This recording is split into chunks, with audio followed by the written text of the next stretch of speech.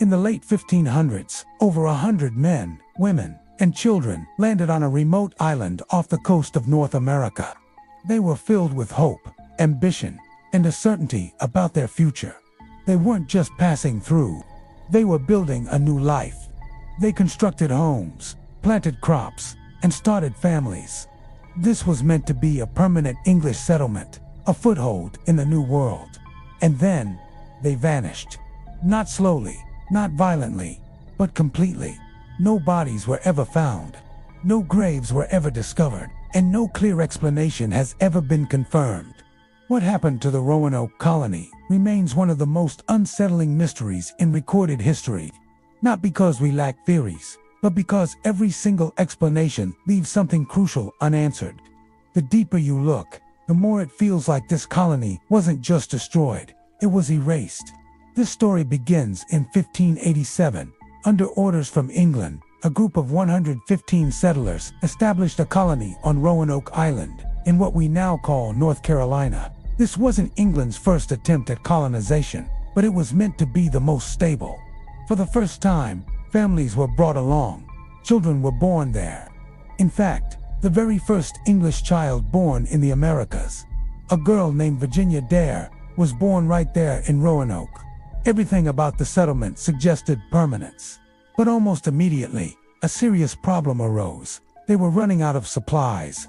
John White, the colony's governor, decided to return to England to gather food, tools, and reinforcements. He promised his family and the other colonists that he would be back quickly. But history had other plans. Back in Europe, England was dragged into a major naval war with Spain. Every available ship was commandeered for the war efforts, including the ones meant to resupply Roanoke. John White was stranded. Days turned into weeks, weeks into months, and months into years. It wasn't until 1590, 3 long years later, that he was finally able to return to the island. And what he found there would haunt historians forever. The settlement was eerily silent. The homes and buildings were still standing, but they were empty. There were no signs of a battle, no signs of a fire, no signs of panic or struggle. Strangely, most of the colonists' personal belongings were gone, which suggested they hadn't fled in a hurry. It looked more like they had packed up and left deliberately. Then, John White saw it. Carved into a wooden post of the fort was a single, cryptic word: Croatoan. Nothing else. No cross, no warning message, no plea for help. Just that one word. Now, Croatoan was the name of a nearby island, and it was also the name of a Native American tribe known to be on friendly terms with the English settlers. Before he left, John White had arranged a specific signal with the colonists. He told them that if they were forced to leave under duress or in danger, they should carve a cross alongside their message. But there was no cross. This detail is crucial. It implies that whatever happened, wherever they went, they didn't leave in a state of emergency. It seems they chose to leave. But this is where the mystery only deepens, and the clear answers begin to dissolve into unsettling questions. The most common and widely accepted theory is that the colonists simply assimilated into local Native American communities. Faced with starvation and no hope of resupply from England, it seems logical they would seek help from the people who knew how to survive in this new land. On the surface, this makes perfect sense. But there's a massive problem with this theory. If over 100 Europeans, men, women, and children had merged into the local tribes, there would be evidence. We would find European artifacts like metal tools, buttons, or weapons mixed in with Native American sites. There would be genetic evidence like blue eyes or fair hair passed down through generations. There would be clear oral traditions recounting the arrival of these strangers. Yet, despite centuries of searching, no definitive proof has ever surfaced, just tantalizing hints and stories that can't be confirmed. Another popular theory is that disease or famine wiped them out, forcing the survivors to migrate inland in a desperate search for food and water. But again, where is the evidence? A disaster of that scale would leave traces. We should have found mass graves, abandoned emergency settlements, or the remains of those who didn't make it. Throughout history, entire villages have been wiped out by plague or starvation, and they always leave scars on the landscape. Roanoke left almost none. It's almost as if the people didn't die there. They simply ceased to exist there. What about an attack? Perhaps a hostile tribe, or even the Spanish, who had a presence in nearby Florida, destroyed the colony. This theory also falls apart under scrutiny. As John White noted, the settlement wasn't burned or ransacked. The houses were intact. There were no skeletons, no signs of a massacre. A violent end would have left the scene of destruction, but Roanoke was just empty. There's a disturbing detail that most people ignore, something that makes this even stranger. When archaeologists excavated the site decades later, they noticed that the settlement's structures had been carefully dismantled, not destroyed. The wooden palisades of the fort were taken down piece by piece.